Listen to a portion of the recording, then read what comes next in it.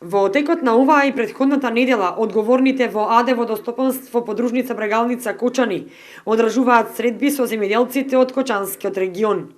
Целта на средбите е да се направи заеднички план за наводнување и одржување за наредната сезона 2017, како и да се слушнат нивните проблеми со кои се соочуваат.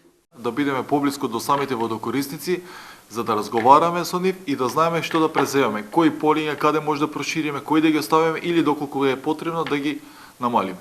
Пративме веќе писмен допис до сите местни заедници да се изјаснат во однос на планот за наводнување, а воедно, значи, ние сме излезени на терен да ги провериме сите канали, каналети, вади, до каде во каква состојба се, на кој оваа година ќе ја обратиме внимание.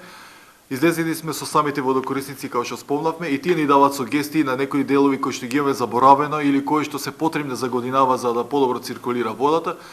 И мислам дека ќе го завршиме тоа до нова година секако што треба.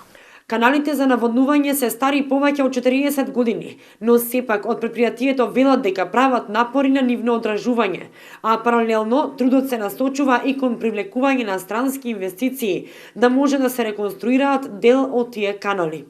Во моментов, додава Гоцев, се работи на каналот ГК-18 во Штип. Станува збор за проект на Министерството за земјоделство, шумарство и водостопанство, а изведувач на работите е турска фирма. Истиот треба да биде завршен до наредната сезона. Оризопроизводителите пак незадоволни од ниските цени и откупот на арпата и белиот ориз.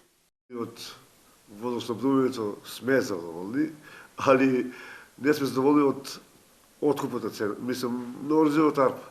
Цената е утепувачка за земјоделието.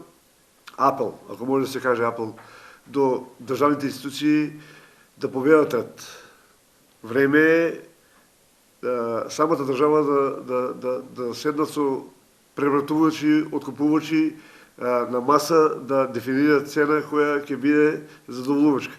Како информација да ви дадам, бевме ние присутни во Министерството за земјоделие, ке министерот, значи негово објаснување, под ние на процена дека 14 дена го кошта еден производител кило арп како трошок.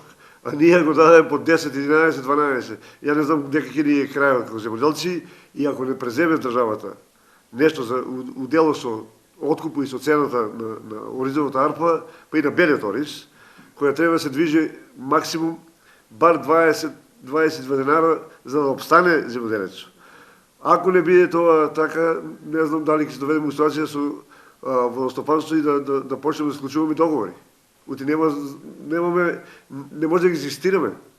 Гоцев додава дека од средбите со земјоделците и оризопроизводителите може да се заклучи дека тие се до тој степен разочарани од ниските цени на арпата и белиот ориз, што се откажуваат и можно е повеќе да не сеат ориз, со што дополнително ќе се одрази и на водостопанството, а полињата ќе бидат запустени.